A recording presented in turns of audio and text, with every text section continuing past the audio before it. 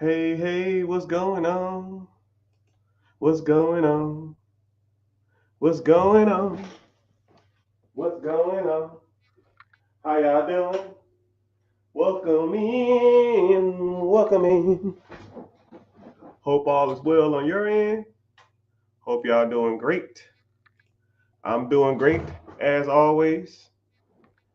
I set up this meeting to go live and I forgot it was supposed to go live and it just went live and I just happened to be sitting here and it's like, you're alive. And I was like, wow, what happened? So, yeah, appreciate you. Thanks for coming in. Thanks for hanging out. Let's go ahead and get started. I don't know what y'all want to do today. I don't know what y'all want to talk about today. If y'all want to do random Q&A, we can do that. We can do that. Uh, I got a couple people popping in questions right now. So 2 tiers, 1 bucket, truck it. Let's run it. I'll do random Q&A and I'll give y'all some subjects afterwards if we want to go that route. So for those who don't know, Mr. Richard here. And my objective in all of this is to be the #1 content creator, streamer in the world. I want to be the Kai Sinai, the Drewski, the whatever the hell you want to call it of financing. I think we are misrepresented as a minority.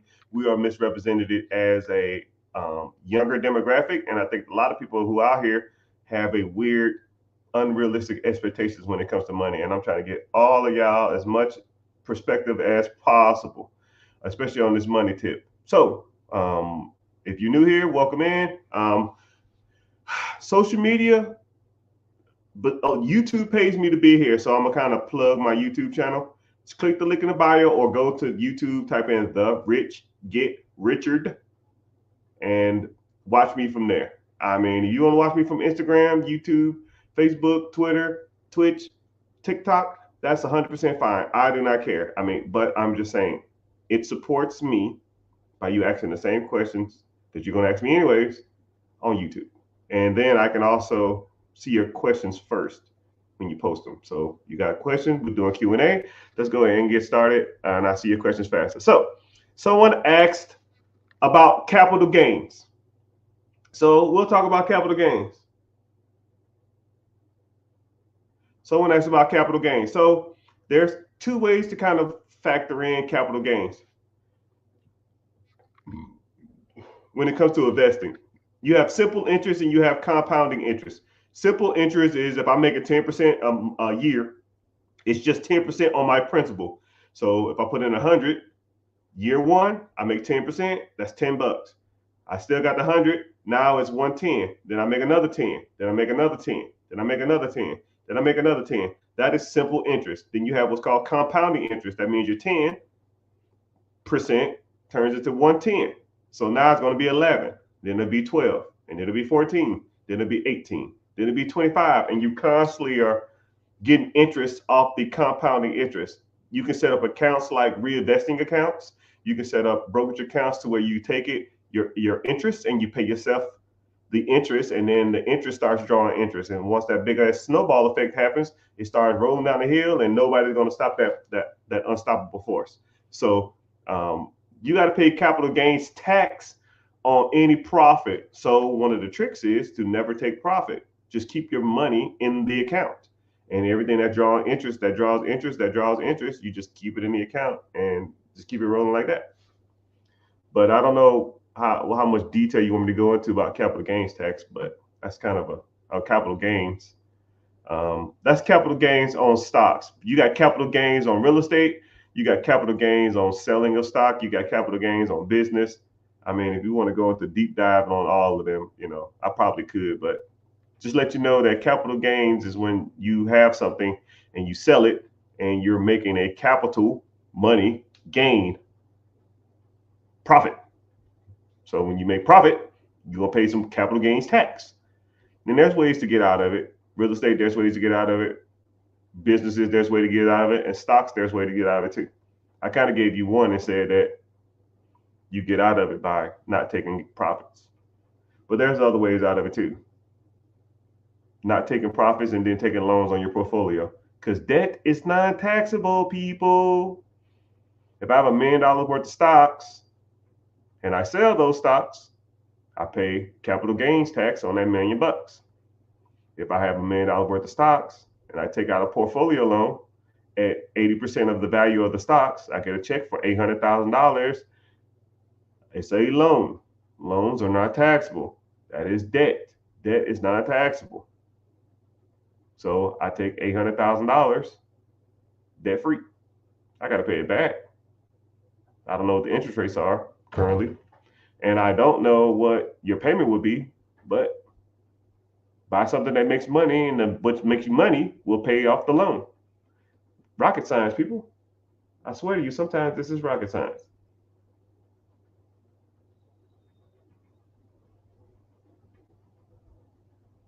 My grandpa left me at home. Woo! What would be the first thing you do if you didn't want to live there? Like, okay, you got some options. You could do one or two things. You could do a few things. One, you could just sell it, and then you gonna have to. You can just sell it, and then or you can keep the house, refinance it, and then rent it out, and keep the property for life. Get a property manager to manage it for you. Now they can do all the work, or you can. Yeah, well, those are kind of all two options you got, but you do have options though. You can, I guess, yeah, I guess you can refinance, or you can just not refinance and just keep the property and just rent it out, and not have to worry about any more debt, and just whatever you make from that be a profit every year. That's a free paycheck for the rest of your life if you think about it. But I don't know how much the house is worth. I don't know how much if it needs work.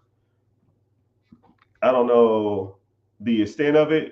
Typically when people inherit houses, they're typically are bad off. They're typically need some kind of cosmetic or renovation. So I don't know how much renovation or work it needs. But there are entities and programs out there that you can get loans for those type of entities and get money to fix it up. But I don't know the property. I don't shit. DM me, I'll buy it. I'll tell you what it's worth. I'll tell you how much it costs to fix it up. And then if you don't want to do all of the work, just sell it to me. You sell it to me like an investor like me. So let me know. Shoot me a DM if you're interested. That goes for anybody on here too. If you have a property for sale, just shoot me a DM and say, yo, I got a property. But like I said, I am an investor, and investors got to make money. It's got to be worth their time. If it's not worth their time, then you're wasting my time.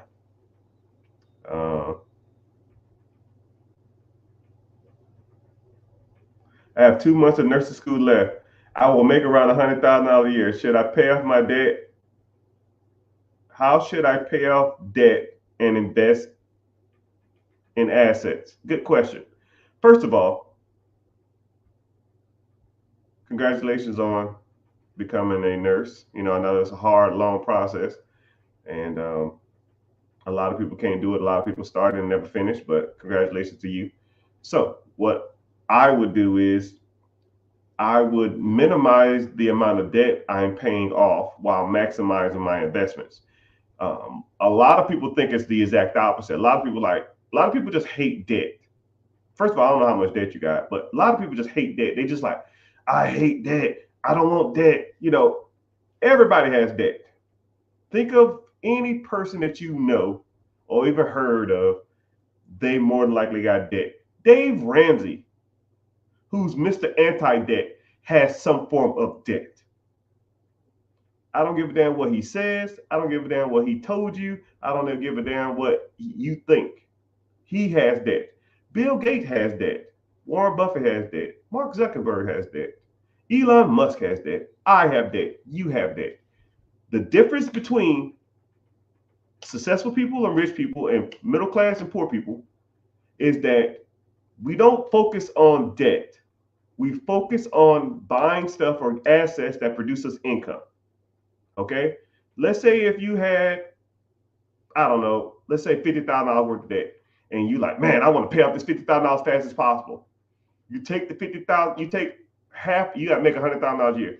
You take $25,000 a year and you pay it off fast as you can.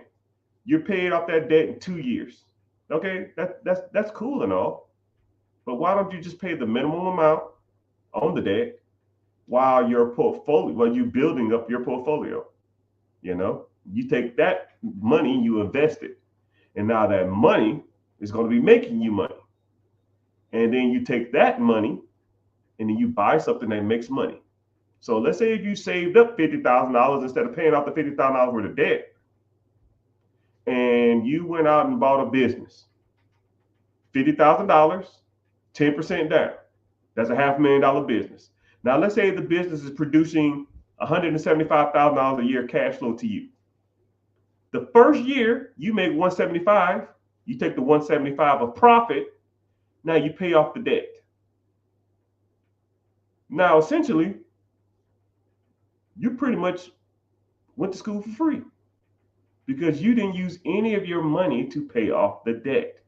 You use the income from a cash flow producing asset like a business to pay off the debt. And then once the debt is paid off, you still gonna be making money. If you just paid off your debt fast, you just don't have any more debt. You're not making any money.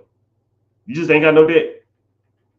Would you rather have debt and income or no debt and no income? I'll wait. Of course I know the answer because that's what I do. That's what we do. That's what I'm trying to teach y'all how to do, is to use debt right. Use debt and leverage debt to get ahead. Don't just take debt and just try to pay it off. It's a loser's game. And I see it all the time. People do it all day long with credit cards. They swipe their credit cards and buy clothes, shoes, cars, rims, grills, Gucci, Louis, all this other kind of shit. And then they take their earned income, the money they went out and worked for, and pay off the debt.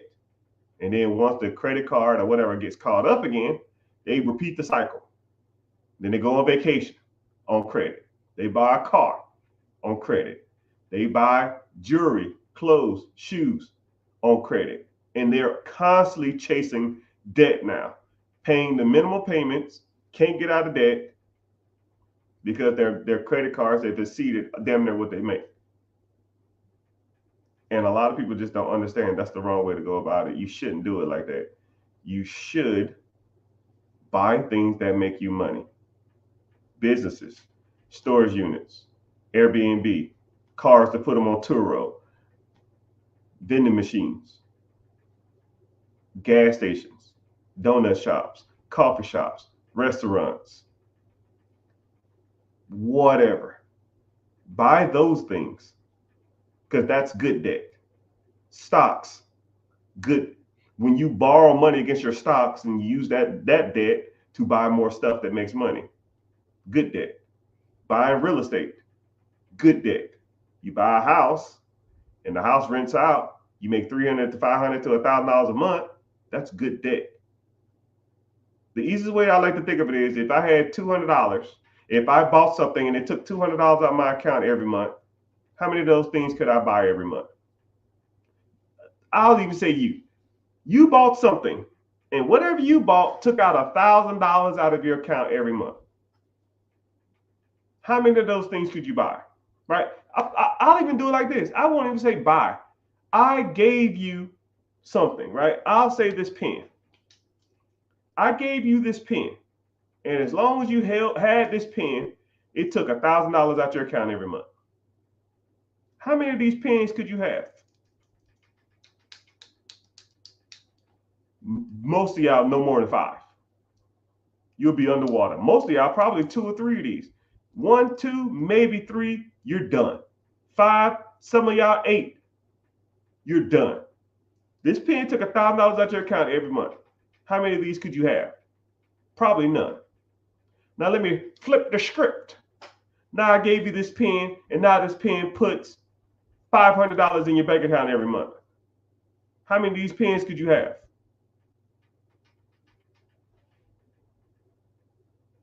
Infinite. The difference is good debt puts money in your pocket. Bad debt takes money out your pocket. They're both debts. The pen is the same. One pen just produces income. The other produces debt. Get the right pens in your hands. You guys are messing up every day. Get the right pens in your hands. Simple as it gets. What's the best business to buy? I think I just explained this earlier. Asking a person what the best pen to buy is like asking a person what's the best type of food to eat. Some people love McDonald's, some people hate McDonald's. Some people love Dairy Queen, some people hate Dairy Queen. Some people love chicken, some people are allergic to chicken. I don't know. And when people ask me what's the best business to buy, you have to factor in what you want to do. Let's say if you like to camp. No, you know what? I'll use this analogy. Let's say if you are a cat person, you love cats, you love animals. Would you want to buy a pet grooming business? Probably, because you like animals. Now, me, you couldn't give me a pet business because I hate animals. Not hate, they're just not for me. Cats, especially. Bad experience when I was 12 years old. I'm not going to get into it.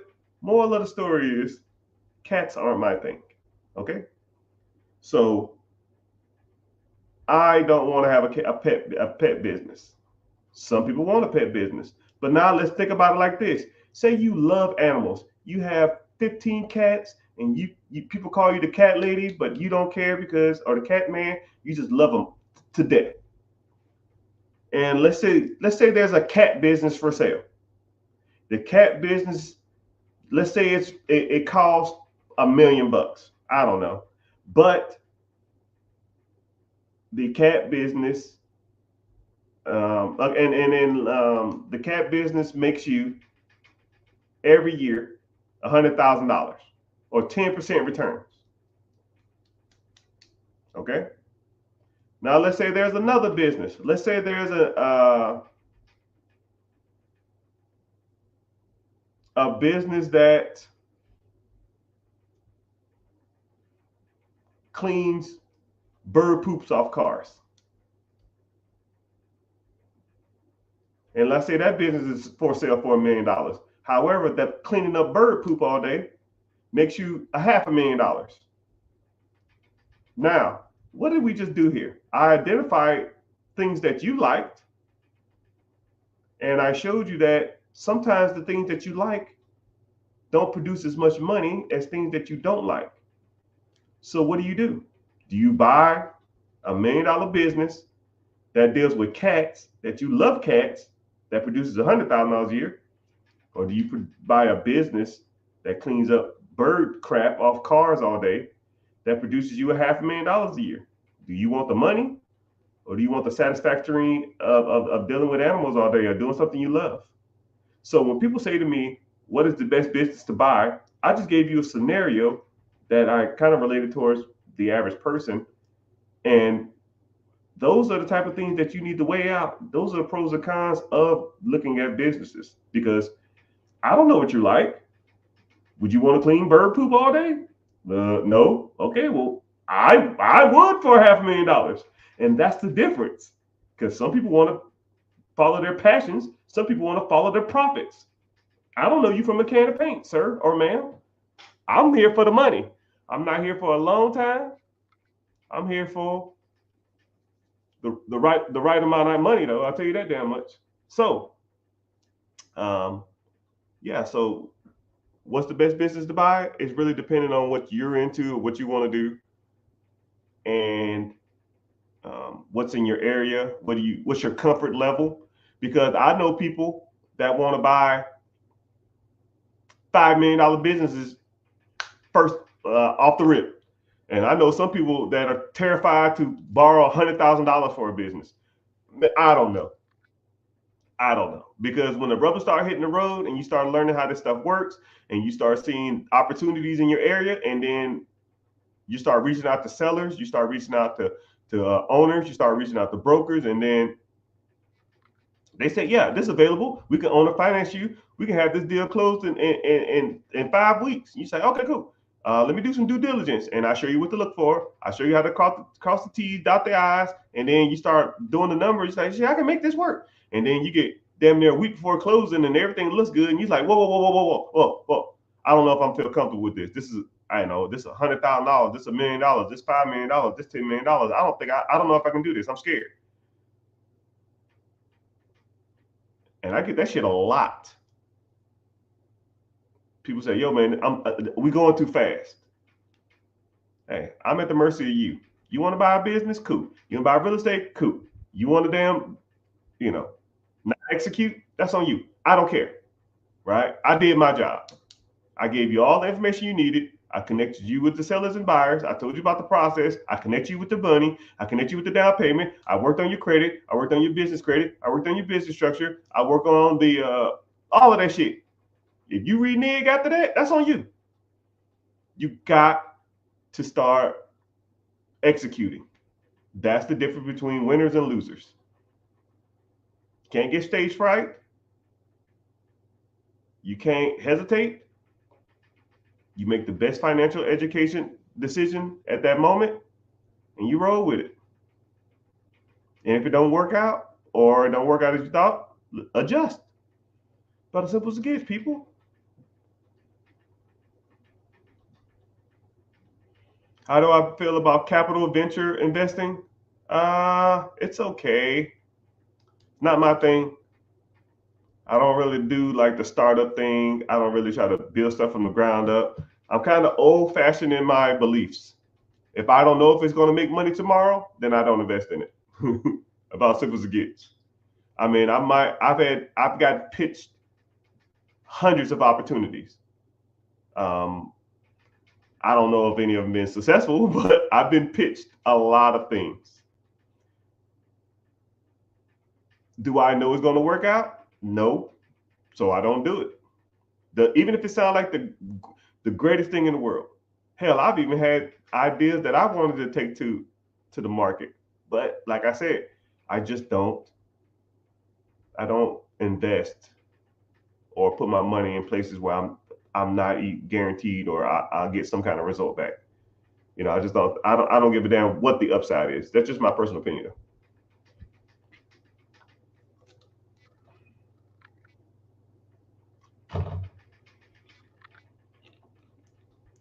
But thank everybody for being here, man. I appreciate y'all. We thick. Facebook in the house. Normally I don't get no Facebookers, but welcome in. Go ahead and say where you're from. Go ahead and leave a comment. I like to see where people are checking in from. Twitch is always in the house. I got like 10 followers on Twitch, and it's always just one random person in here. I don't know. Hey, what you doing? Tell me where you from. Instagram was a little thick, but we thinning out. But it goes up and down. It fluctuates. TikTok always doing good. Twitter, no Twitters, but it's all good. I'm not here for the clicks. I'm just here to post content. So if you're here, you're here. If you're not, you're not. But I do appreciate you being here. If you want to support the channel, just go to my YouTube and watch from YouTube. Click the link in the go to YouTube, type in The Rich Get Richard, and you'll see me live. Or just click the link in the bio. And if you want to sign up for the free class while you're in the link, I have a free webinar coming up. We talk about buying businesses. We talk about buying rental properties. We talk about raising capital. We talk about credit, business funding. We talk about LLC setups. We talk about micro loans, macro loans. We talk about CDFI loans. We talk about SBA loan, SBA 7A, SBA Express, SBA 405s. We talk about a lot of different stuff, and it's a lot of free game in there. So just come through and just start hanging out with people that are like-minded and want to learn how to further their financial future, because there's a lot of misinformation out here. I think comically 99% of people who talk about money don't know what the hell they're talking about, right? And you are more than welcome to ask me anything about finances. If I don't know, I will look it up. And if I won't try to sugarcoat it or beat around the bush. I've just been doing this a long time, and I don't. Um, I'm not the expert at everything, but I have tried a lot, because that's one thing about me. If I have time and opportunity. So a lot of y'all don't have the time because y'all are busy, or a lot of y'all don't have the means or the capital to inject in some things. So one thing about me, man, I sit around all day and I just look at money and do money things, right? So anything that somebody says, yo, could work, I've tried it. And statistically, a lot of the stuff that people are talking about, it doesn't, right? Anything that they say can make ridiculous numbers or get rich soon or any of that crap, it generally don't work. You got to put your money in something conservative, put your money in something that's longevity, and just let it ride. And put your money statistically where old rich white people have been putting their money for years. Not trying to make this about race, man, but if you want to talk about financial wealth in America, it ain't black people. It ain't the minority of people, right? So if you really think about it, right, I'm not even trying to make this about race, but two tiers, one bucket. Fuck it, we here. If you look at where the majority of white America puts their money, it's in the stock market. If you look at where the majority of um, Asian people put their money, it's in businesses, right?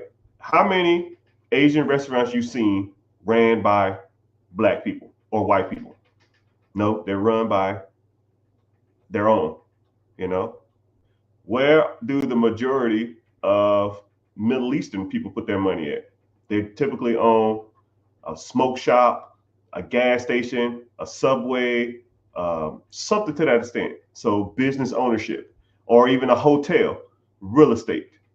You know, I think it's something like 71% of white people own their home, and something like 28% of blacks do. So there goes white people put their money in real estate. You know, and then you talk about black people as a whole. Black people have the lowest average credit score amongst all demographics in the United States of America. So let me get this straight. We have the worst credit.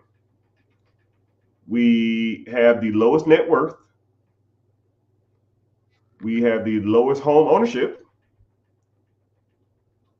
We don't put our money into stocks. We don't put our money into businesses. And we don't put it into real estate. Wow. It's crazy out there. I mean, and if you want to fact check me, be my guest. Hell, tell me I'm wrong. Hell, I want to be wrong. I want you to tell me that I'm wrong, but I'm not. You know it, and I know it. We are. I think I read a statistic that Latinos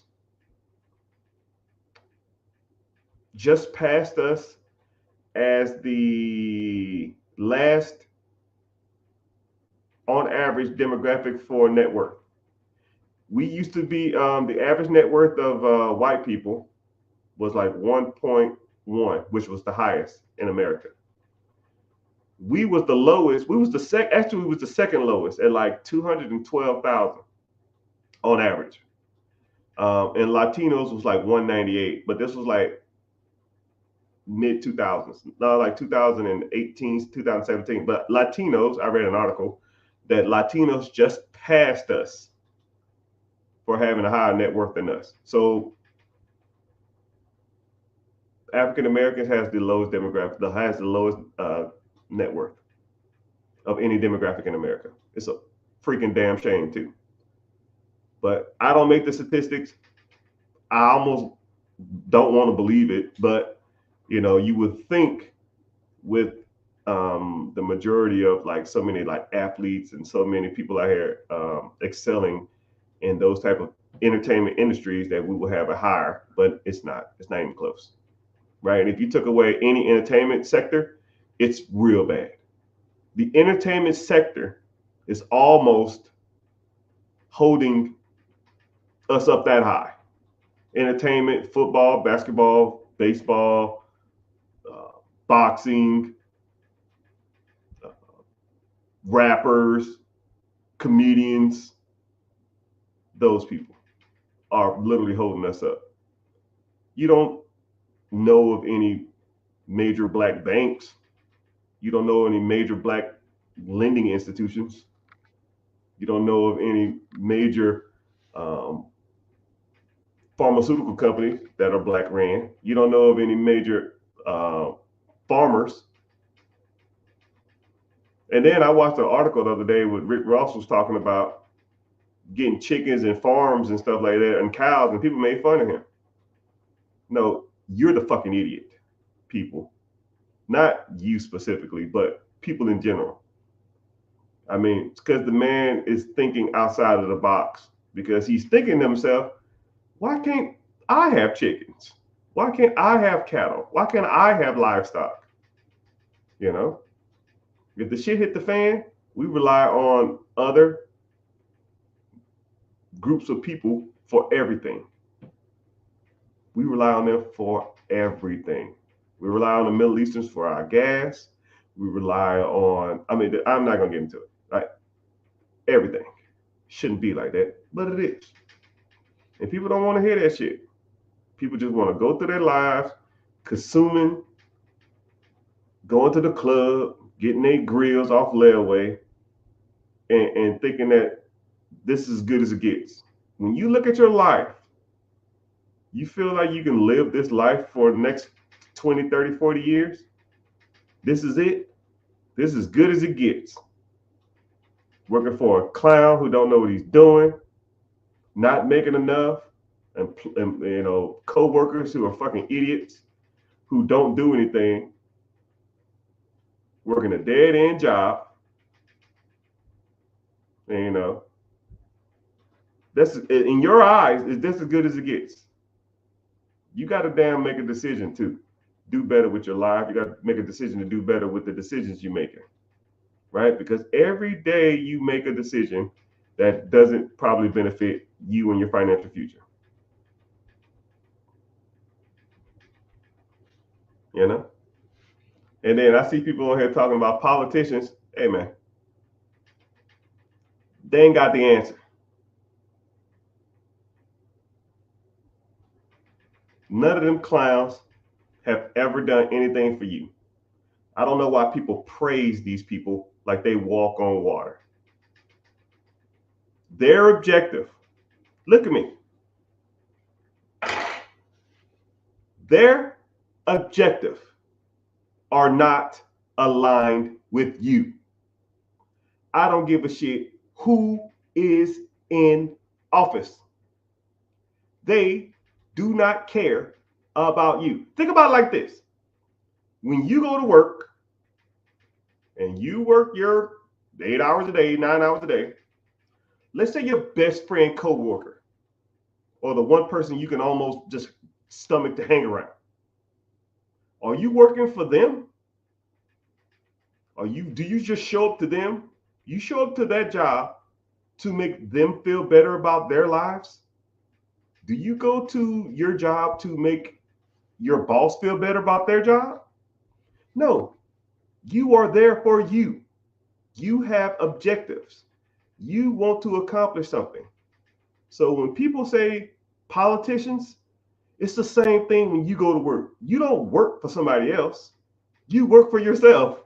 You are there to benefit yourself, not to benefit others. You look out for yourself. Ain't no politician gonna save you. Ain't no government gonna save you. Ain't no magic tooth fairy gonna come along and save you. None of that shit is irrelevant. It's irrelevant. I'm gonna get mine. To give a damn if it's independent in office, a Republican office. I've been rich through all of them. Republican, Democratic, pandemic, war. I do not care who is in office. They are going to do nothing for you. They're not going to do nothing for me. Stop thinking about the government as like a handout or a way out. They don't give a fuck about you. What are you going to do to benefit yourself? I'm not waiting on no damn Republican or no Democrat to give me a handout or a way out. I'm not relying on no IRS to give me no tax refund. I'm not waiting on no damn Obama phone or any of that shit. What are you going to do? You, Y-O-U, going to do to better your financial future? Well, if this politician, fuck that. Did you eat out today? Did you eat out this week? Did you eat out this month? Okay, why don't you eat at home? Did you go out to the club this week? This month? Did you take a vacation this month? Did you take a vacation this week? What the fuck that got to do with a politician? What's that got to do with anybody? What's that got to do with your mama? What's that got to do with your dad? What's that got to do with your brother? What's that got to do with your kids? You chose to do that. And instead of taking that money and investing it, you spent it on dumb shit. You got your hair done, you got your nails did, you got your fucking designer clothes, you bought a Hellcat, you paying your BMW payment, you watching Netflix, you got a new iPhone, you got a new Galaxy, because you want to be the coolest person at your job. No one cares you have the nicest car in the parking lot. I'd rather have a shit ton of money and have the worst car in the parking lot than have the nicest car in the parking lot. And people say, yo, man, I like your new car. Thanks. You feel cool about that? That's why you here. That's why you go to work, you commute an hour a day, sit in a cubicle or sit in a damn in front of fries or sit on the phone or sit in front of a desk for 8 to 9 hours a day, just so you can tell people, so people can tell you that's a nice car. Hey, I like your shoes. That's why you're doing it.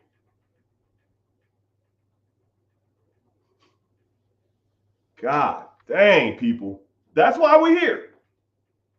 That's why you're doing all this for. Just so you can go to a family reunion and be like, girl, you did that. Oh man, I see you. You clean as hell. That's why you're doing it. Just so your kids, your little 3-year-old, 5-year-old, 10-year-old kid or whatever can have the nicest shoes.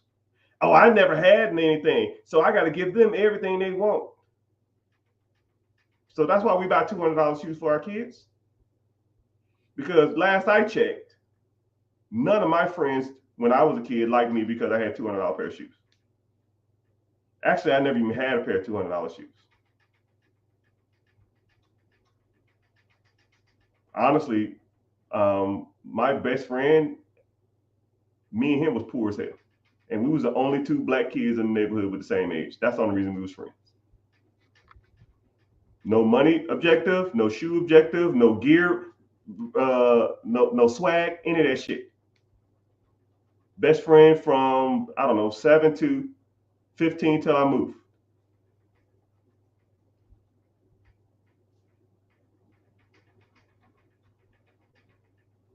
Y'all priorities are AFU. All fucked up. You are prioritizing the wrong things. You put jewelry on layaway.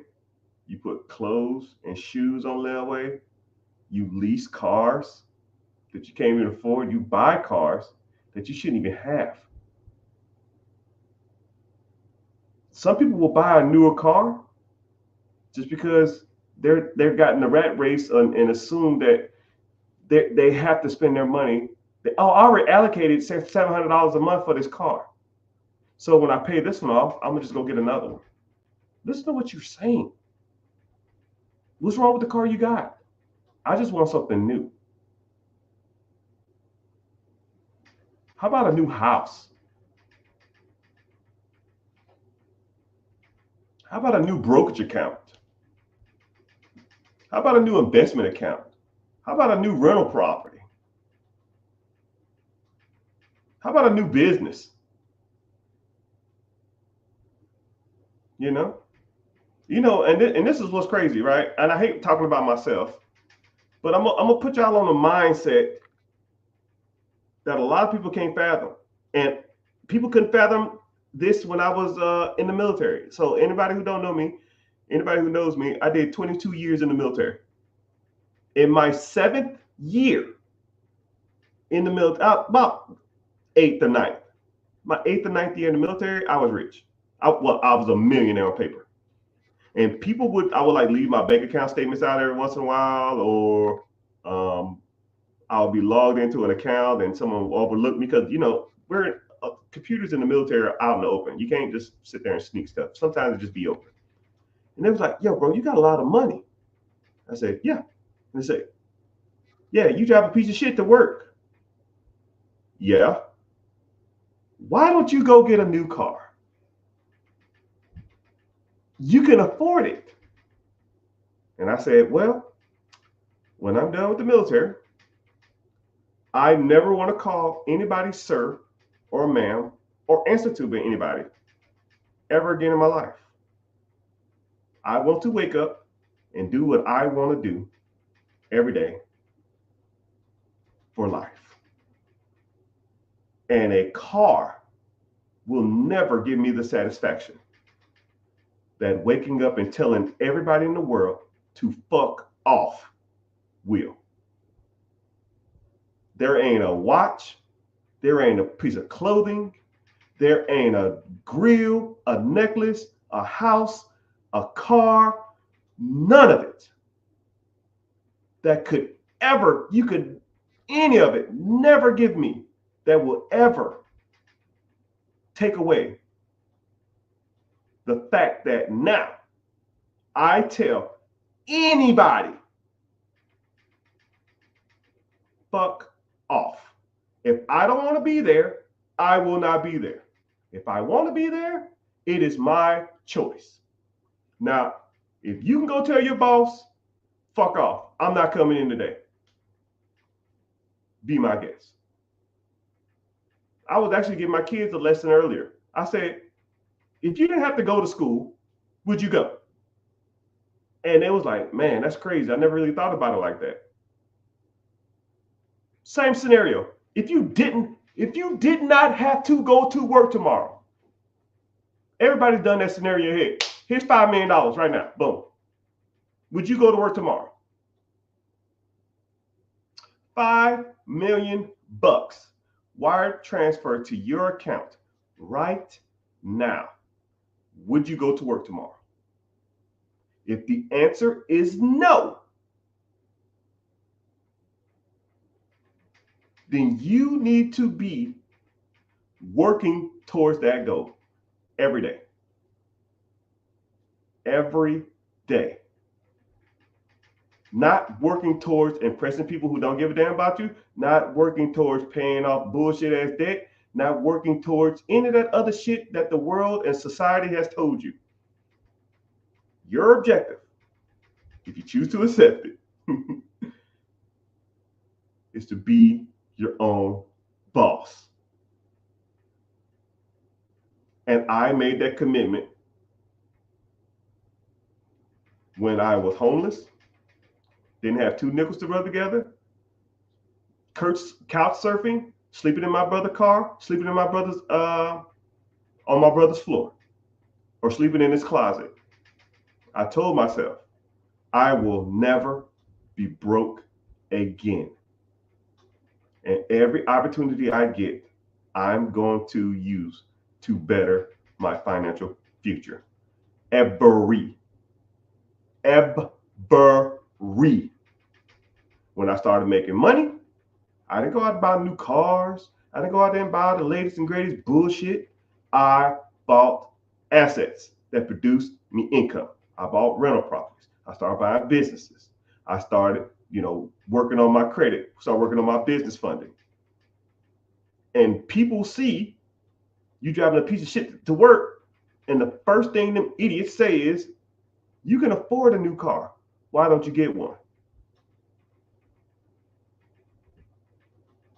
Because my objectives are not for cars. My objective is to tell the world, you. I don't want to do that.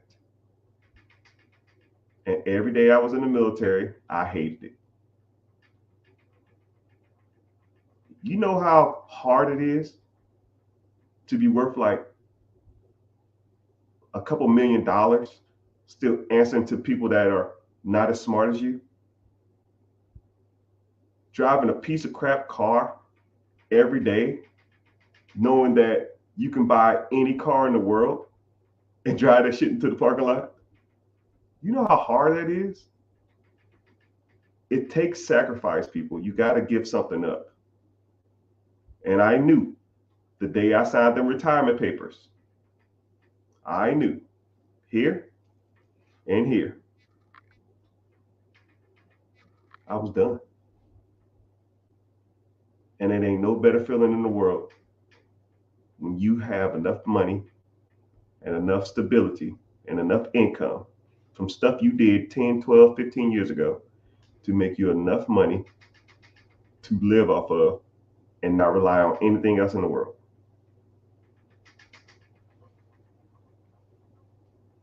It's low-key kind of boring though. You wake up, you check your assets, you check on your businesses, you talk to your managers, you talk to your property managers, you talk to your GMs. 15 minutes later, 20 minutes later, maybe half an hour later, so I'm done. I do that shit right here or from my cell phone. And you got to understand that there's people out there like me who started from nothing. They started from so wherever you are financially, you can do it because you are not as bad as me. There's no way. I joined the military, toothbrush. I had a toothbrush, the clothes on my back, $20,000 worth of debt. No, $12,000 worth of debt from my parents and my sister, $20,000 of debt worth of student loans. So I was about negative 30 something thousand dollars worth of debt. And I borrowed $7 from a good friend of mine so I can get one meal to get me to basic training. My first 2.5 years in the military, my paycheck was $1,000 a month. Now, if you're worse off than that, then it's bad for you. But if you're making more than $1,000 a month with $30,000 worth of debt and $7 in your wallet, if I can do it, then anyone of y'all can do it. And that's why I teach you. But I got to give y'all some mindset stuff too, man, because a lot of this stuff, you probably feel like you're trapped or you can't get out the rat race or everything's too much. That's bullshit, man. You're just spending all your money on bullshit. People say, man, I live check to check. No, you don't. I can look at your finances in 10 minutes and tell you everything that you're spending your money and junk on. First of all, I'll even give you some guidance. Go to your accounts, search the term reoccurring. Everything that's reoccurring on that account, that is not your house or car payment, get rid of it. But I need Netflix. Sacrifice. Well, I got Hulu. Sacrifice. My kids like Disney Plus. Sacrifice. If I'm telling you what to do and you justify it, especially once, maybe twice. Maybe twice. A third time, I'm like, I don't think I can help you because I'm telling you the basics. I'm telling you the basics, and you can't even do that. Well, I need Netflix. Okay, cool. You need to stay broke. I need Hulu. No, you need to stay broke. I need to get my nails done. No, you need to stay broke. I need to get my hair did. No, you need to stay broke. I need this $100 haircut. No, you need to stay broke. I learned how to cut my own hair because I couldn't afford haircuts. I haven't paid for a haircut comically 20 years. I ain't got no hair now, but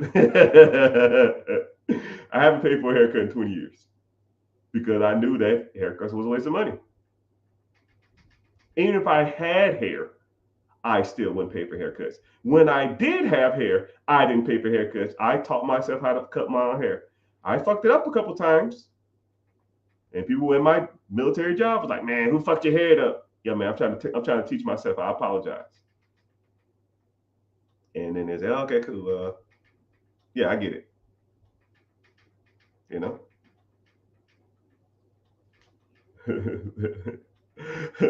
Sacrifice. Someone said the hand wave sacrifice. Sacrifice.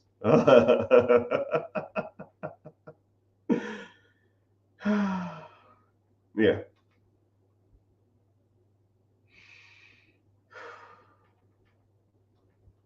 All right, cool. Let's get to some questions. I feel like I ran it too much. Damn, I was on a rant. I hate ranting. Some people like when I rant though. I mean, some people like when I do that type of stuff. I don't like to, but sometimes it makes me upset when I tell you what you need to do and you give me excuses because successful people don't like excuses. You know, real quick story. I was watching Suits. I'll put on like when I'm like working or typing up a proposal or I'm doing something. I'll put on like TV series that are supposedly pretty good. I watched Suits. One of the lead lawyers in Suits. Every time the associate lawyer makes an excuse or he apologizes, he cuts him off. Like it's almost like he don't want to hear it. And a lot of people don't pick up on that. Successful people hate excuses. And we feel like, and also too, we hate apologizing. There's really never a good excuse to apologize for anything, especially if you're trying to better yourself. Hey, Mr. Richard, I tried to cut off all these bills. I cut off like 7 of them, but I kept one because don't worry about it. Cool, let's move forward. You see what I'm saying? Like, don't apologize, right? You're if that's the way you want to do things, we'll just adjust. If shit hits the fan, we adjust. We don't make excuses and we don't complain and we don't really apologize for our actions. We just deal with it and just go from there. You know, if you don't want to cut the cord from some things, that's fine. Let's work with what you got. And if I say, yo, man, it's bad, you need to start doing certain things, and you still want to do it, then that's where I have a problem. You know, someone said I appreciate the rants. The rants are cool. They're okay. Someone said, bro, here dropping gems. Nah, I just speak from the heart, man. I like him because he almost beat up Ludacris. Man, Ludacris. Me and Ludacris got into it at the Super Bowl game. For anybody who don't know, uh, yeah, man, I'm done with Ludacris. What's the difference? But there's a difference between consumer debt and generating revenue via debt. Ooh, yeah, Mr. Harvey. Yeah, man, that's one of my favorite shows. I watched it once, and then later on in the seasons, it got weird. As soon as the I can't think of the younger associate. Whenever he went off the show, um, it wasn't as good. And then Meghan Markle left the show too because of her royal duties. I think he was like their dynamic was so good, and then he left the show, and then it was like, man, this just sucks now. But and then him and Donna got together, which whatever.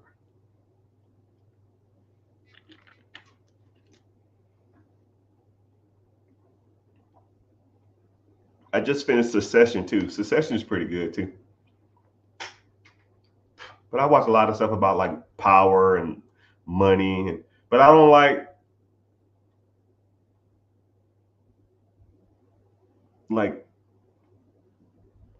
I'm not gonna say ghetto money stuff. Like that's not my thing.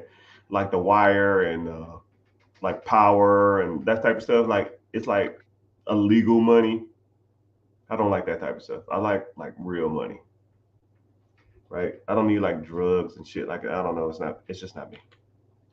It's just not good. It's not, to me, it's not relatable, right? I can think of, you can give me 3 ways how to do something illegal, and I can give you 5 ways how to do something illegal.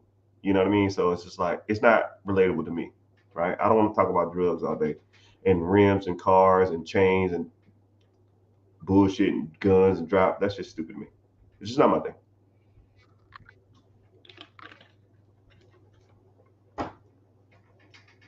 Yeah, I gotta think bigger, people. Think bigger. Anyways, uh, I like corporate stuff, not hood money.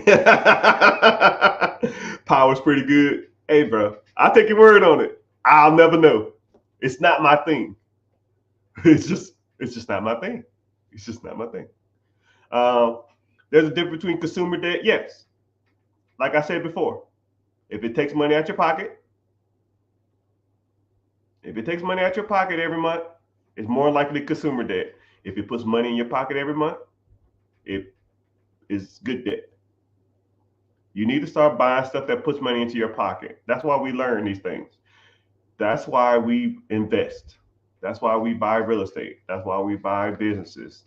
That's why we get business lines of credit, because business lines of credit don't even reflect on your personal credit. In that business lines of credit, you can buy things that produce your income. You can buy storage units. You can buy ATMs. You can buy vending machine routes if that's what you want to do, which I did for years, right? And so if anybody ever talk about vending machines, my vending machines was pumping money. I was done doing 60 grand a year on them damn things, but it was a lot of work.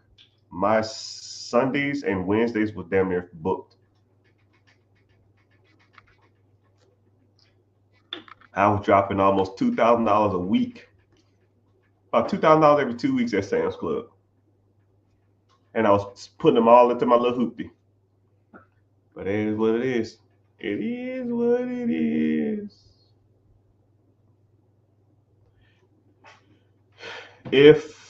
What if the debt is killing your credit?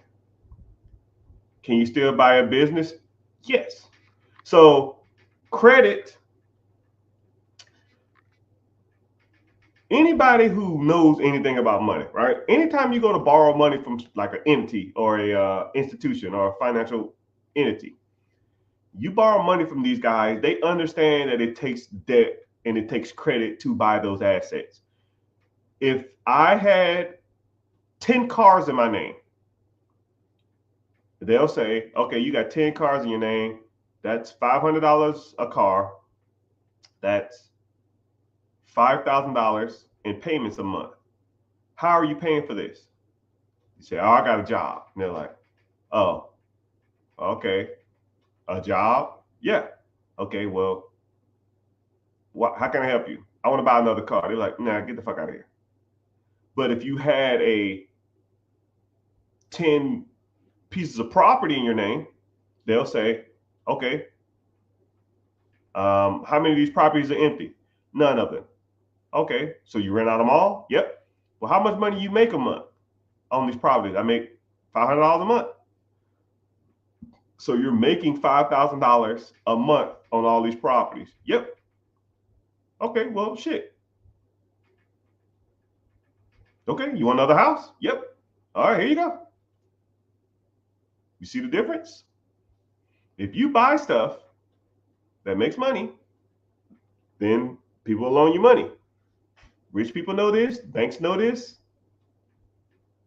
They'll give you the money if you buy stuff that makes money. Now, if you go get a $5,000 credit card and you max the thing out, you go to the bank again and say, yo, I need another $5,000 credit card. They're like, okay, well, you got $5,000 before and you maxed it out. So maybe I'll give you $4,000 this time. You max that out. Cool, I need another $5,000. They're like, no, dog, you're done. Because you're just consuming with that debt. Now, if you use the debt to buy stuff that makes money, they'll give you as much money as possible. Because what y'all don't understand is banks' objectives is to make money. They're not there to be your friend. They don't give a damn about your kids' recitals. They don't give a damn about your car breaking down. They don't give a damn about your cousin in the hospital. They don't give a shit about that. Stop thinking these are your homeboys and stuff like that. The bank's objective is to make money. If I gave you $1,000 and you gave me back $1,200, cool. Now I'm gonna give you $10,000, and you gave me back $12,000. Well, fuck it. Here's $100,000, and I gave you back $120,000. Well, fuck it. Here's $1 million, and you gave me back $1.2 million. Well, fuck it. Here's $10 million. You gave me back $12 million. Well, screw it. I'll keep going up because my objective is to loan you money, you give it back. And if you take the money I gave you, you bought something that made money, and then you gave me my money back plus some juice, cool. Now let's start at the same $1,000 again. I gave you $1,000, and you gave me back $12 a month. Oh, well, that didn't quite work out like I wanted to do. Can I get $10,000? Bro, you ain't even paid back the $1,000 yet. Let's focus on that. Focus on the $10,000 first, because that's how the banks look at it. They're not there to be your homeboy, your homegirl. They're there to make money. And if they give you money and you give it back to them with some gain, with some juice, then they'll give you more and more and more and more. You would be surprised at how much lines of credit I have and or get offered on a daily basis. Comically, millions daily. I get 5 emails a day. Hey, Mr. Richard, we got a new loan program. 6 months, 0% interest, up to $1 million. Hey, Mr. Richard, congratulations on closing that big deal. We have another line of credit for you. You get up to $3 million, and you get an introductory rate of 3% for the first year. Hey, Mr. Richard, all day long. Because you know why? Because they give me some bullshit, and I take it and make it sugar. If I gave y'all $10,000, how long would it take you to pay that bank back? If I gave you $10,000, how long would it take you to pay me back $11,000? If I gave you $1 million, but I said, hey, I give you $1 million, but you have to give me back $1.1 million in 2 years. Could you do it? A lot of y'all say yes. But this is where it gets good, people. I'm going to say the scenario again. And I'm going to crush some dreams on this one. If I gave you $1 million and I said,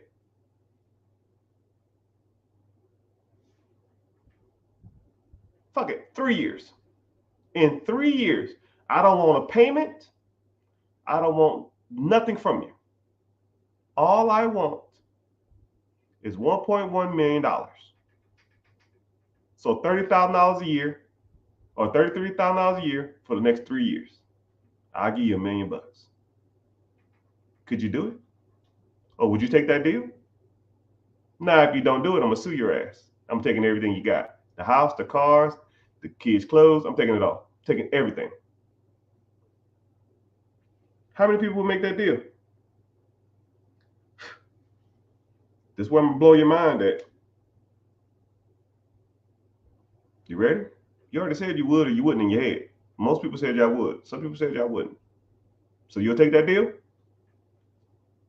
Come closer. Some people said I'm down. I see it. I see y'all. I'm down. I'll do it. I'll take it. Come here. Come closer. Come closer. So why don't you?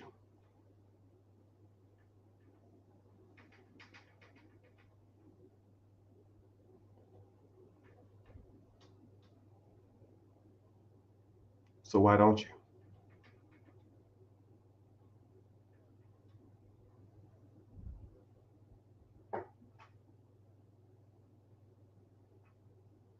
So why don't you?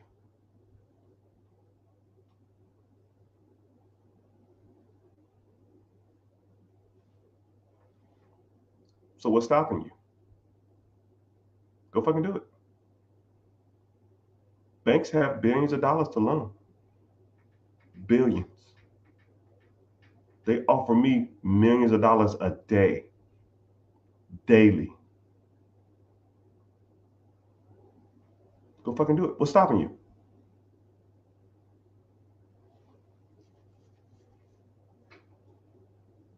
If you had a decent credit score, I could probably raise you in the next 3 weeks $100,000 from the bank. 0% interest for 18 months.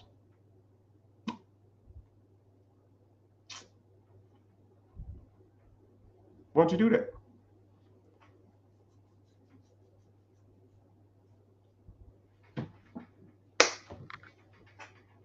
It's a crazy concept to think about. It's kind of like, yeah, why don't I do it? Yeah, go fucking do it. I did. I didn't know what I was doing at first. I just know that I will buy a house. I will use a loan to buy the house. The house will make me more money than my house payment. And I said, well, shit, if I did it once and it's making me $400-500 a month, I can do it twice. $500 a month, I can do it 3 times. $600 a month, do it 4 times. $400 a month, I can do it 5 times. And I just kept going from there. And after a while, it's on autopilot. You start buying houses, and they say, hey, Mr. Richard, you bought a $100,000 house last month or 2 months ago. Here's another $200,000. You need another loan. I'm here for you, my guy. You're paying that bill on time. You're making me interest. You're feeding my family, and you're feeding your family. You need any more loans, you come to me. Cool, I'm going to hold you to that. Anybody got any properties for sale? Real estate agent, you got the properties? Yeah, I got one. What about this one? Can you loan me on this one? Yep. Cool, I'll take it. Can you loan me on this one? Yep. Cool, I'll take it. Can you loan me on this one? Yep, I'll take it. What's the rent on this house? $1,500. What's my house payment gonna be? $900. Can you loan me on this? Yep. I'll take it. And I wasn't even thinking about it. All I know that is I was making $600, $500, $400 a month. I know I was buying shit. I know I was buying houses that I probably shouldn't have been buying. Now, if I look back on it, but I know that it was making me money, so I didn't give a damn. And sometimes you got to take those kind of risks. Sometimes you just got to sometimes you got to just take a leap of faith. You just got to trust the process and try to make it work.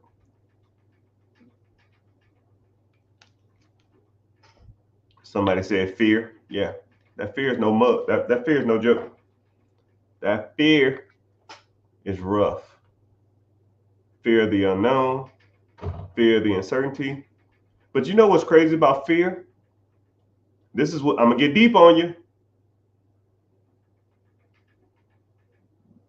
When it comes to fear, the worst thing that happens to you only happens in your head.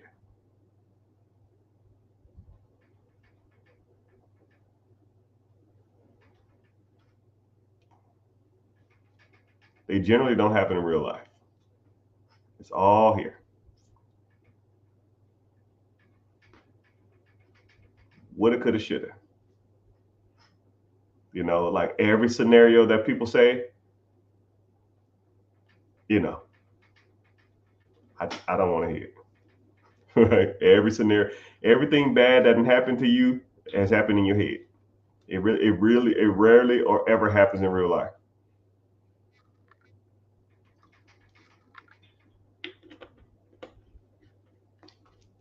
That's deep, my brother. That's deep, my brother. I just need to get my I just need to get to my 615 to a 640. Yeah, I'm allergic to chicken. See, I knew somebody was allergic to chicken. I had a good friend of mine that was allergic to fish and chicken. It's crazy. It's like, and he was black. That's crazy. How do I use my HELOC to create passive income? Excuse me. Yeah, you can get a HELOC. You said HELOC, right? Yeah. You can do a refi or cash out. You can sell, or you can do a HELOC. If I had to do any, I probably would lean towards a HELOC. And then take the HELOC money and buy something that produces income. Right? You want to buy a business? You want to buy a piece of property? You want to buy some storage units? You want to buy vending machines, ATMs? You know, then you can go from there. And as long as whatever you buy, so whenever you go get a HELOC or whatever, they'll tell you what your payment is. You know, you take out 150,000, your payment is going to be $1,200. I'll make it easy. I'll say $1,000 a month. Okay, $1,000 a month times 12. That's $12,000 a year. Buy something with $150,000 of equity or whatever the hell you get that makes more than $12,000 a year. I mean, it ain't rocket science.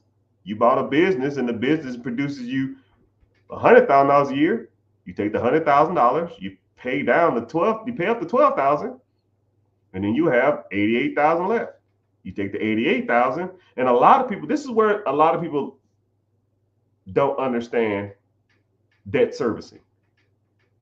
If you took out a $150,000 loan on your house or something like that, a lot of people say, oh man, I got a $150,000 loan out. My payment is $1,000 a month.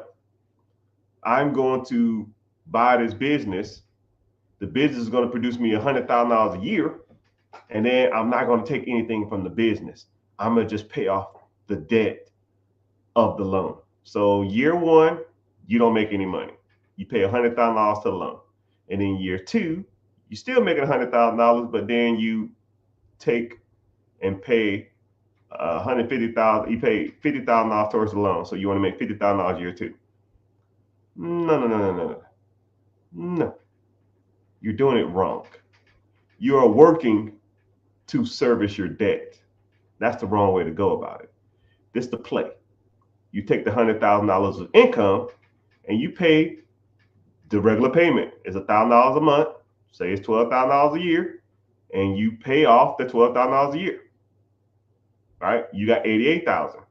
You don't live off the 88,000. You take the 88,000. Now you buy another business.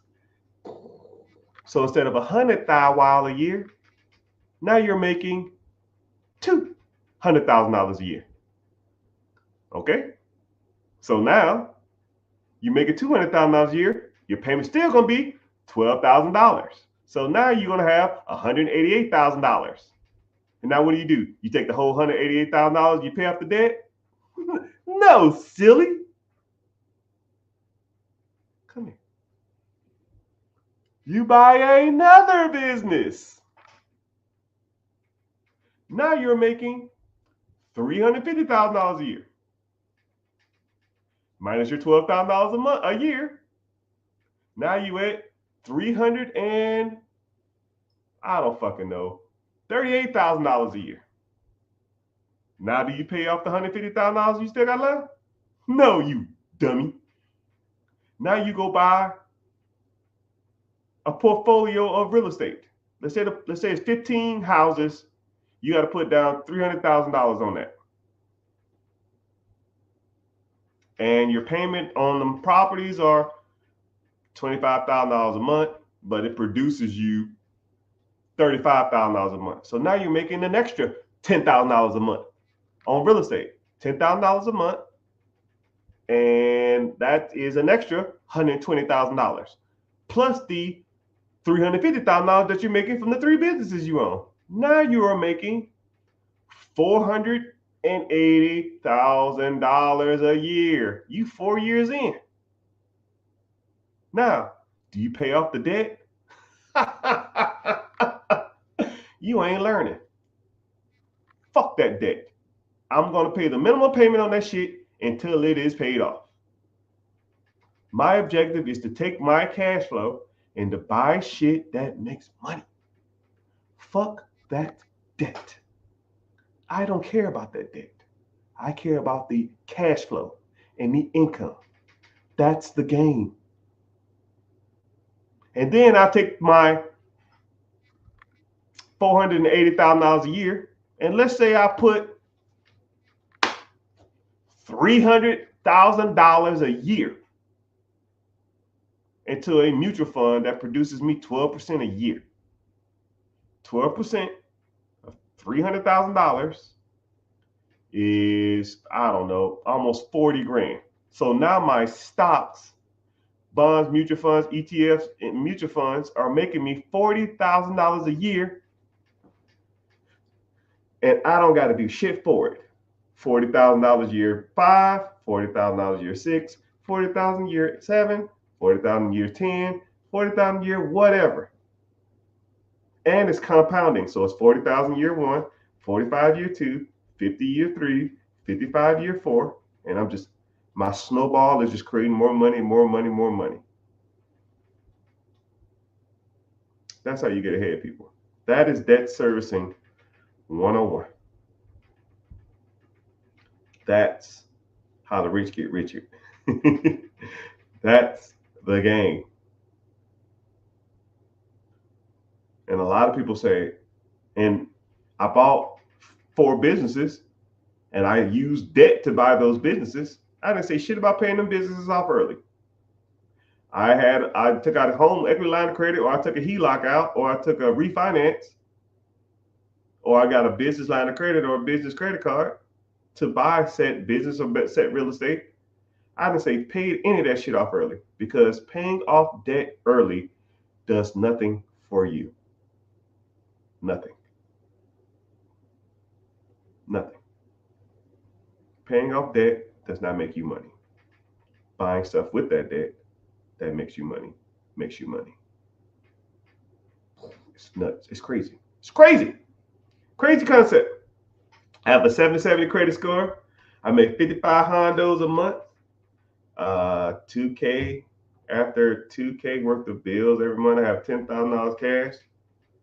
Don't know where to start. Start by clicking the link in the bio and join the free class, because that's where we break down some of this stuff. 700 credit score. You wanted to leverage your credit, you can do that. Go out and get business lines of credit and use that capital to buy cash flow producing assets, if you wanted to do that route. Or if you had a 401k, you could take a loan out against the 401k. Or if you had a HELOC, you can use that to start buying assets. Or you can just start saving up. You say $2,000 after 2K worth of bills, you make a 55 Hondo, right? You got an access to $3,000 a month.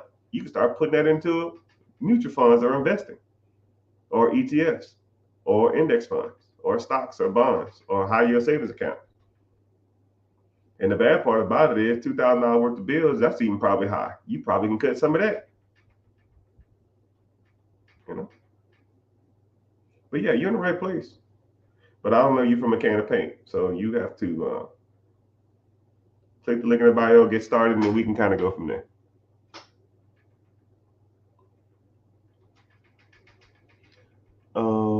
OROUS.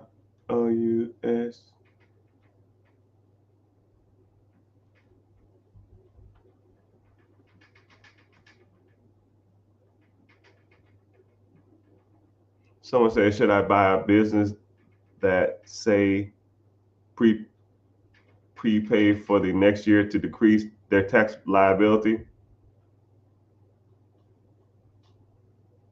I guess. I don't know what I see what you're saying, but I kind of don't understand what you're saying.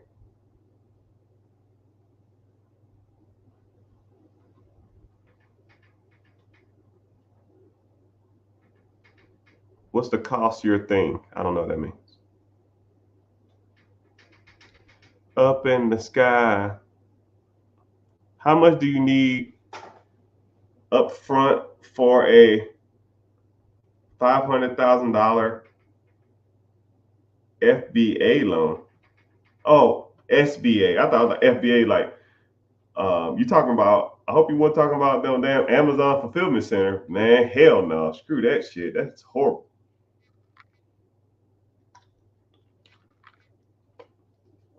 So if you wanted to buy a $500,000 business, it really depends on if you want to do owner financing or you want to do seller financing. I would have to look up the numbers, but give me a sec. You can put as little, you can put as little as $12,000 down. You can buy a $500,000 business with $12,500 down. So let's say, for example, this individual says they got $5,500 a month of income, but they have $2,000 worth of bills. See, if they save up 4 months worth of bills, they save up 4 months, they could buy a $500,000 business. And a lot of people don't see that. But if you have the right circumstances, I'm not trying to get y'all hopes up or nothing like that. But generally, it'll be about 10% down, so $50,000. But you can negotiate the $50,000 down payment, but you got to negotiate with the owner. So the owner has to be willing to negotiate. But that's why we learn this stuff. That's why we learn how to negotiate with owners. If they want to sell their business, especially if it's been on the market for a while, you want to sell it, cool. You need to finance me. I need to finance my down payment. I got 15 grand. You put up the other 35. That'll make about 10%, and then we go from there.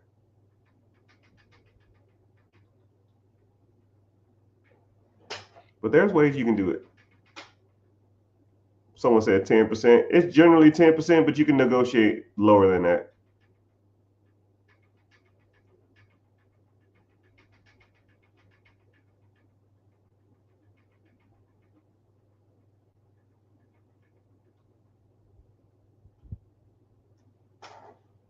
I'm a fan of DSCR loans, acquiring 4 to 8 doors, income producing real estate.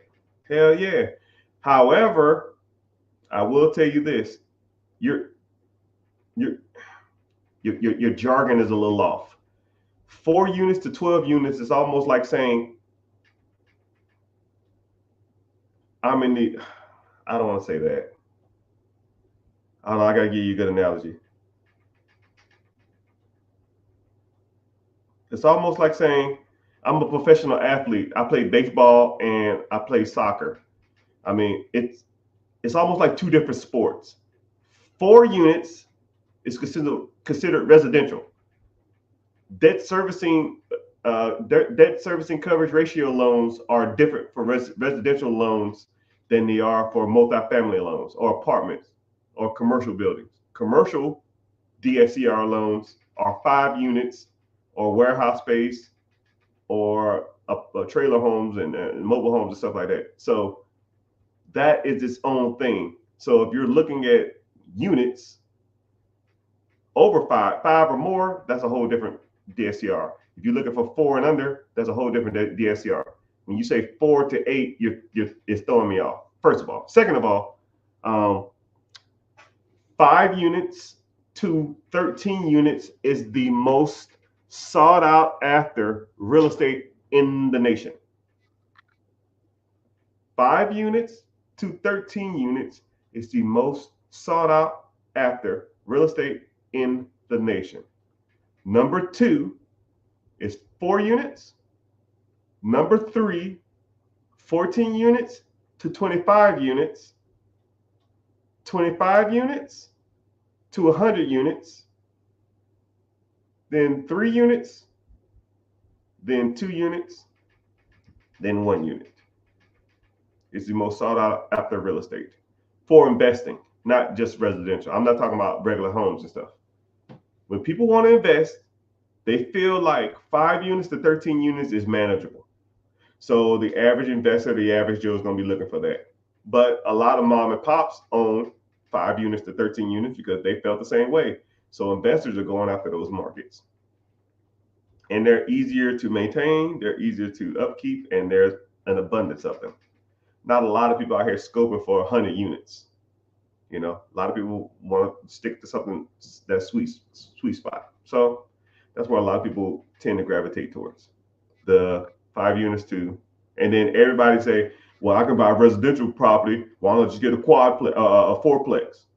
Why don't I get a quadplex? Rent out, live in one unit, and rent out the others. Yeah, I'm a real estate investor now. Yeah, you and everybody fucking mom in the world want the same damn thing because it's the second most sought after real estate. So just letting you know, you said 4 to 8 units. One, that's 4 units, second most sought after units. 5 to 8, 5 to 13 is the first most, right? But that's why we here, bro, right? We learning.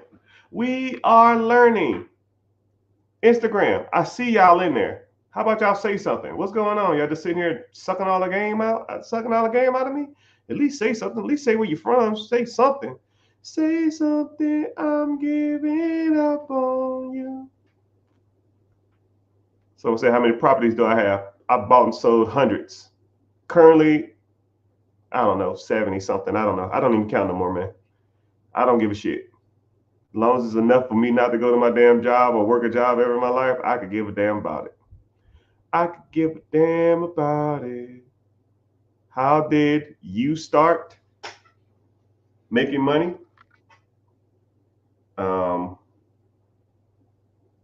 This is kind of, I'll go a little deeper.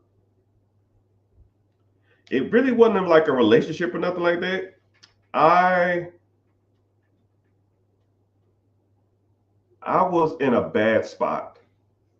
Um, and I was like, I had to walk. I didn't have a car, and my brother and my mom's house was like a 3 mile walking distance. And I met this one girl. It ain't really about a relationship, but it just work with me. I met this one girl um, at my brother's job, and she was super nice, super cool, and I was into her. And we just was talking, and then like she'd be like, "Yeah, you can come over," and I was like, "I ain't got no car." Or she'd be like, "Let's go out to the movies," and I didn't have no money. Or let's, you know, I could borrow my mama's card. You want to go and get something to eat? And I'd be like, "Yo, I ain't got no money." And like I had nothing. I was couch surfing, no money, no nothing. And I mean, we kind of just fell out because I would always make excuses on why I couldn't hang with her. Right? Nobody ain't trying to date a dude who's like couch surfing or sleeping in his brother's car. And regardless of how much chemistry or how much connection we had, it I couldn't do it. It just wouldn't work. And you know, you're young and dumb, and you just think to yourself, man, like how am I here? Right? Nobody's gonna want to date you. No one's gonna want to marry you. No one wants to ever probably be with you. And I beat myself up a lot. And I told myself, yo, Rich, you gotta do something, man. You gotta do something. It's this ain't it. You're never gonna find a spouse. You're never gonna find anybody want to be with you. You're not gonna like find a sugar mama or something like that. Nobody ain't scoping for no guy with no home and no job and no car. And you know, I kind of like not necessarily broke up with her, but we really wasn't dating, but we was really getting to know each other. And I just nobody wants to be with you like this. No one's gonna be with you like this. You have to be a better version of yourself to attract different types of people, and you have to want more for yourself. And um, I was walking home. Like I said, it was a 3 mile walk. And it was like one of those, you know how like you walk and it's like one of those perfect nights. Not a cloud in the sky. You can see all the stars. And it was like 63, 64 degrees, a little breezy. And you know, it's just like I just, you know, I don't know if you want to call it prayer or just call it like affirmation or just reaching out to the universe and just saying, I want more. I said, I can't do this, right? I just can't. I cannot live like this anymore. I was 23, going on 24. I literally had like $12 in my account. I didn't even have a checking account or a bank account. $12 cash. My clothes was at my mom's house, but I didn't stay there because I got kicked out. I didn't have nowhere to take my clothes. My brother had a 2-bedroom apartment. He had a roommate. I rarely saw him, but I would sleep in his closet or sleep on his bed when he wasn't at work. Me and his girlfriend got into it. So whenever she was there, I would go sleep in his car. And when you are so backed up against the wall, you have nothing. I would go to my brother's job, and he had things there. I can't really explain it. I'm not going to go into details, but I would do a little side hustle at his job to make money, and it would make me about $20 to $30 a day. And that's how I survived. I would walk to his job, and his job was like 5 miles away. I would walk to his job to make 30, 40 bucks and walk back home. And sometimes he'll be on the way home, he'll see me and give me a ride back to his house. And then I'll say, your girlfriend home? Say, yep. Say, okay, cool. I'll be in the car. And he already knew. He said, why don't you go to mama's house? I said, no, I ain't going there. Oh, I got a good friend. I call him or text him or whatever back in the day. Yeah, man, come pick me up. I got about a couple hundred. I got like $40, $50 or something like that from the hustle. I buy a couple groceries or something like that, and some Pop-Tarts and some bread and some milk and some cereal, and then just let me crash for a couple of days, man. Once you do that for so long, I was doing that for like 3, 4 months, 6 months. And then what was crazy is I would walk 5 miles some day to get that hustle, walk 5 miles to get that little hookup from my brother for that $20, $30. And some days it just didn't work out. Some days I wouldn't make anything. So I just walked 5 miles back home for nothing. Fuck that shit. Fuck that shit. I went to the military recruiter and I said, yo, as long as I don't fight no wars or blow motherfuckers up, I'll do whatever you tell me to do. I don't give a damn. I do not care. Get me out of here. Said, how fast you want to leave? I said, as soon as I sign this fucking piece of paper. He said, shit. You be on the first thing smoking out the damn. 3 weeks later, I was gone. I showed up with a toothbrush, my clothes on my back, $7. My best friend gave me $7. Hey man, you got any cash? He dropped me off at the damn airport. You got any cash? I might need to eat. Here's $7. If you're listening, sir, I owe you $7. But we'll call it even because you crashed my mama car. And you're supposed to pay it back, but she passed away before you knew it. She knew about it. So I guess that didn't answer your question. So how did I start making money? I told myself I'm never going back to that car. Right? I'm running around the track, getting yelled at by the instructors. TIs yelling at me, telling me carry sacks, carry this gun, run up this hill. And I had one drill instructor. His name was Holbrook. Holbrook looked me in my face. And when he was yelling at everybody, and you see people who come up from who ain't never been yelled at or never had any struggle, those people would cry and freak out, and he would yell at me, and I would just stone cold kill him. And when people wasn't around, he was like, and I was a little older too, you get the 18, 19-year-old guys, and I was 24. And he was like, anytime I see people in here, especially minorities, who are like 24, 25-ish, a little older, I know they done went through some shit because you already tried it your way and you're going to make this work. He was like, I was like, yeah. We almost became like, because I was a little older. I was almost like 2 years younger than him because he was like 27. So I'm not going to say we was buddies, but we had an understanding, right? You know, we was like, he would talk to me a little more like a person than like a recruit, you know, because he knew. He said, or he'll say stuff like, when you came here, what'd you have? I said, nothing. He said, okay. You already know. But a lot of times he would talk, and we started talking about, did you have like some people like running from gangs, some people running from like some shit like that. He said, I said, nah, that ain't me. But I took everything I made in the military and I invested it. Everything. Someone said, I have a question. Ask the question. What's happened? IG? Y'all better damn get talking. Damn, I'm so behind on the comments. I'm so behind. Someone gave me a gift. I appreciate you. I'm here for it. I'm here for you. What do you look for in investing in a business? You. What do you look for when investing in business? What do I look for?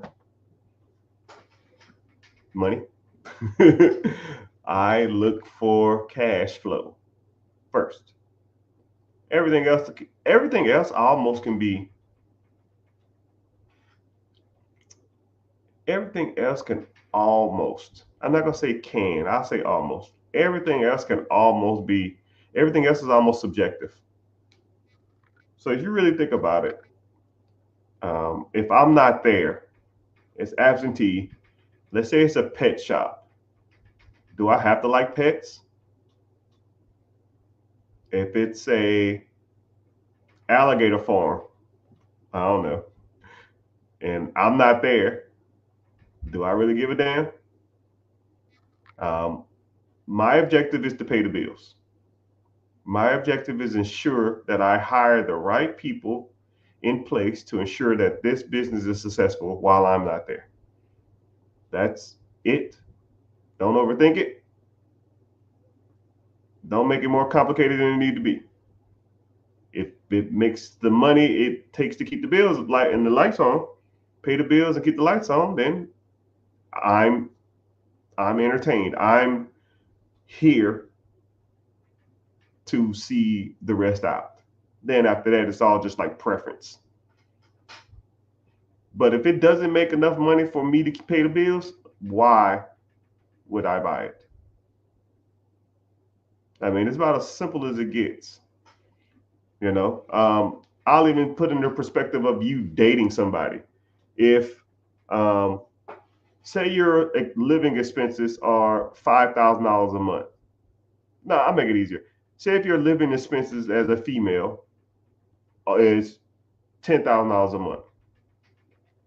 You started dating a guy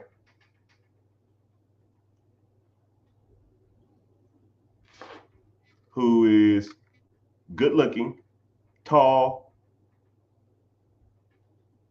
funny, charming, all of it. Yet he wants to marry you and he wants you to quit your job. And he makes $3,000 a month. But your living expenses right now are $10,000 a month. Would you continue to date this individual? Or would you even entertain that person? As soon as you meet him and he's like, you probably not. What's up, Twitch? I rarely get people from Twitch in here. I see you. Would you entertain that person? Probably not. I don't give a damn how good he looks. I don't give a damn how tall he is. I don't give a damn how funny he is. I don't give a damn if he treats you like a princess. If your standard of living is $10,000 a month, yet he makes $3,000 a month, then you're not with it. Everything else is irrelevant. So now let's flip the script. You got you need $10,000 a month to maintain your lifestyle. Now there's a guy who's kind of shorter, not that good looking, kind of weird, kind of quirky, kind of geeky, can't dress, but he makes $50,000 a month. Your lifestyle is $10,000 a month. Will you entertain the tall guy who don't make shit, or will you entertain the short guy who's kind of not your type but makes 5 times as much as you want him to make? That's where the rubber hits the road, people. If it doesn't make you enough money to maintain your lifestyle, either you're gonna have to cut your lifestyle or find somebody else. And when you're looking at businesses and you're evaluating businesses, that's what you got to think about. You know, my lifestyle, I need to be making $50,000 a month. So I don't care if the business ain't something I'm into. I don't care if the business is not as pretty as I would like it to be. It produces the income I want, so I can work with it, right? And then you get these pretty businesses. Oh man, I want this coffee shop. I want this little boutique. I want this, I don't know, whatever. And it produces $3,000 a month. I ain't with it. So those are things that you need to start looking at. What kind of business am I talking about? I'm talking about just anything. Someone asked on TikTok about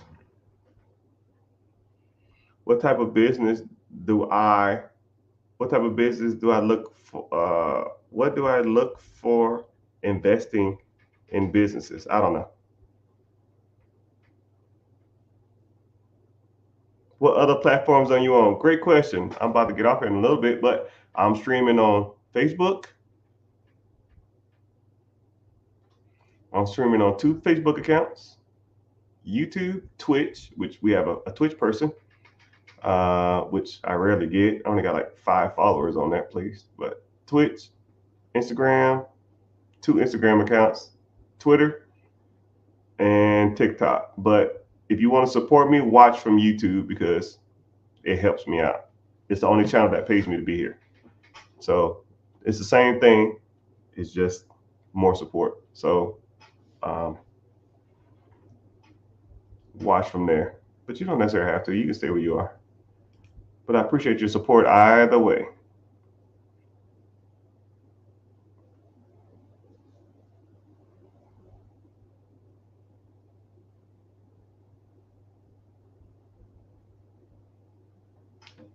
Someone said, I know people who cut grass for a living, making $100,000 to $150,000 a year. Yeah.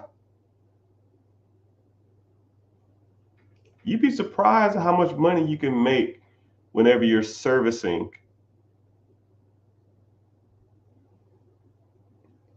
people. I kind of talked about this the other day, but I kind of talk about it a little bit more today. If you can service somebody's need, if you can sell somebody something, if you can educate somebody, or you can, what is it? Servicing, sell, educate. I don't remember the other one, right? All basic forms of transactions revolve around those 4 things. All basic forms of transactions revolve around those 4 things. I thought about getting into HVAC. Don't think about it, do it. If I was you, I would learn how to go to HVAC school, probably 6 months to a year. I would do an apprenticeship. You're probably going to make $50,000 to $60,000 your first year. Then you bump up to about $80,000, $85,000 year 2. Year 3, you're going to be bringing in about $120,000. And then I would buy an existing HVAC company. So 3 years from now, you'd be writing your own checks. If I was you, if I had to start over again, it would be somewhere in that range. But or I would lean towards those areas because they make good money. They make good money.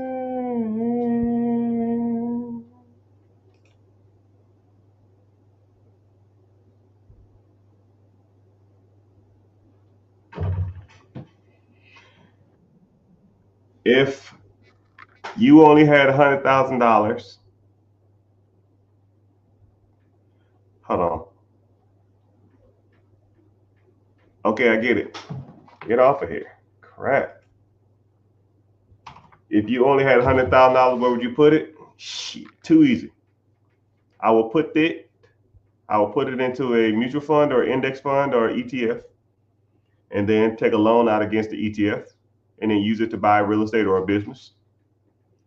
And if you don't know my slogan by now, you're gonna learn it. One of my slogans: if you got $100,000, sir or ma'am,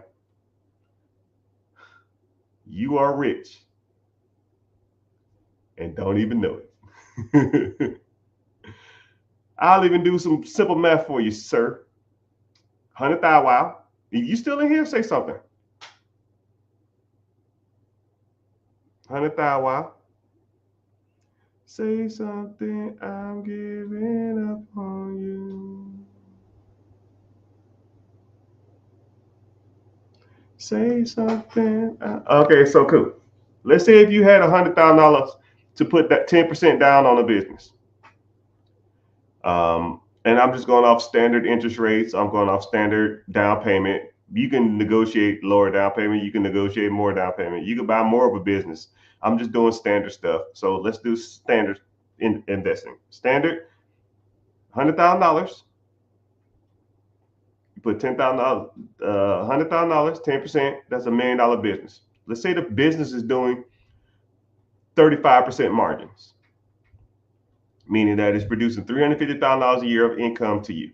Okay, $350,000.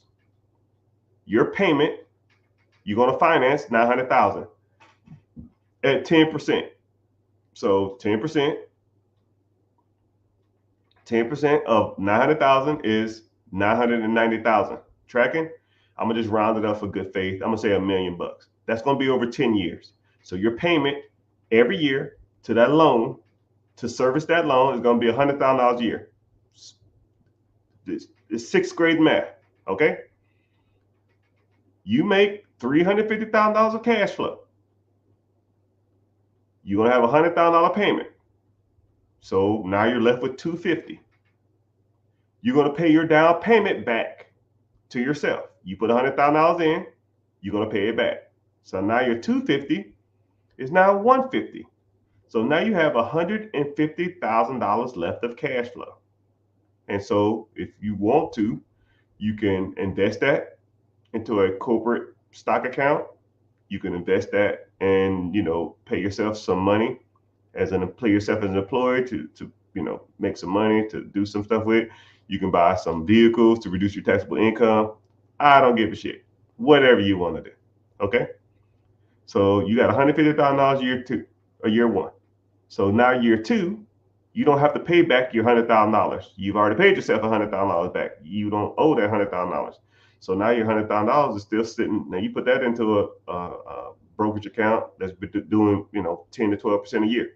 So now that's making you $10,000 a year, or I don't know, $2,000 a month or some shit. I don't know, $1,800 a month, $1,200 a month. Okay, whatever.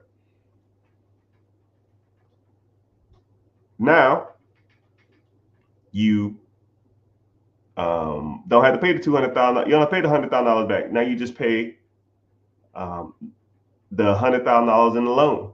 You're making $350 still. The loan from the SBA is the loan from the SBA is $100,000 payment. You made $350,000. Now you pay $100,000. Now you make $250,000. Okay. Now you take the $250,000. You pay yourself $50,000 a year, $70,000 a year, whatever you want to. Everything else you invest, and you do that every year, every year, every year. The loan is only 10 years long.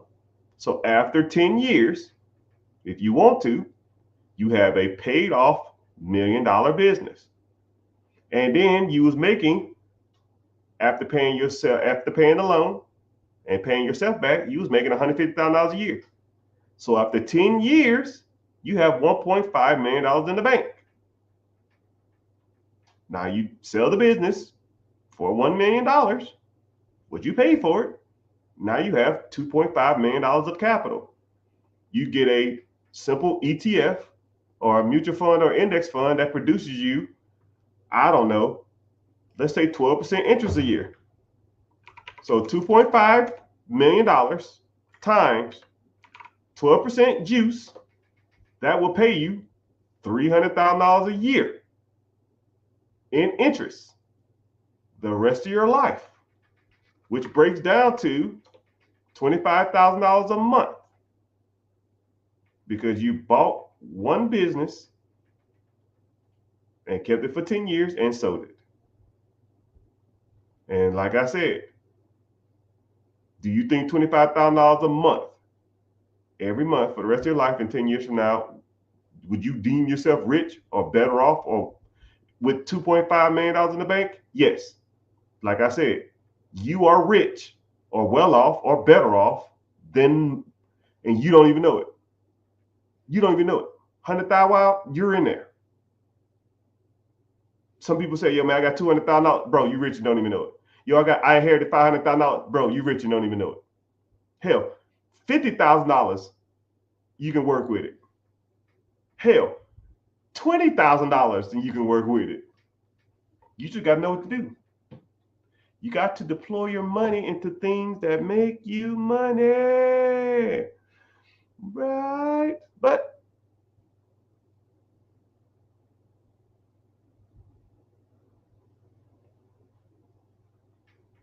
someone said, I saw my rant about Dave Ramsey. Man, about Dave Ramsey. Anyway, so social media hates when I go on rants. Social media hates when I exceed my 2-hour period. And it's almost that time. And I'll even end it with the guy I just started that with. He said, I got 100,000. He said, so where do I find these businesses? Better question, sir. How do you evaluate, find, fund, buy, acquire, scale, and sell these businesses? How do you buy? Someone said, he said, I'm in real estate. Well, how do you buy, scale, sell real estate? You learn from people who've already done it. And I know one guy who has 2 thumbs that have been there and done that. If you are interested, you want to learn more about these processes, you want to learn how to find deals, fund real estate, fund your IRAs, fund your 401ks, fund your ETFs, fund your mutual funds, work on business credit, work on business structure, all of it. We do it all. You want to learn how that structure, that process works? I'm hosting a free webinar, free masterclass. Free. I don't sell you information. I don't bombard you with text. You won't get no raggedy spam emails from me for the rest of your life. You want to come through? You come through. If not, oh well, it's your loss. I don't care. I was rich yesterday, I'm rich today, and I'm going to be rich tomorrow. I've already got mine. Now it's your time to get yours. You interested? You want to learn about these processes and get your money right? Click the link in the bio and join the free class. If not, y'all have fun. But I don't want to exceed my time because I get a little flashy on my screen saying that, yo, bro, you need to get your butt off here. But I appreciate it.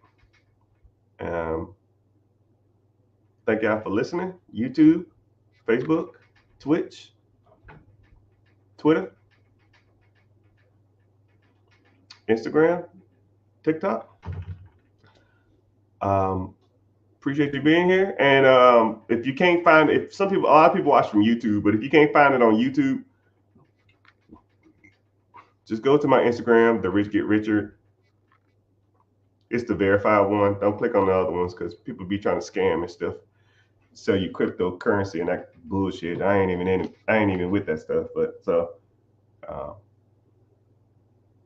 and if you have any questions, you want to learn more, just shoot me a DM and we kind of go from there, or just come to the free class and ask me questions there, and we go from there too. Say word, word.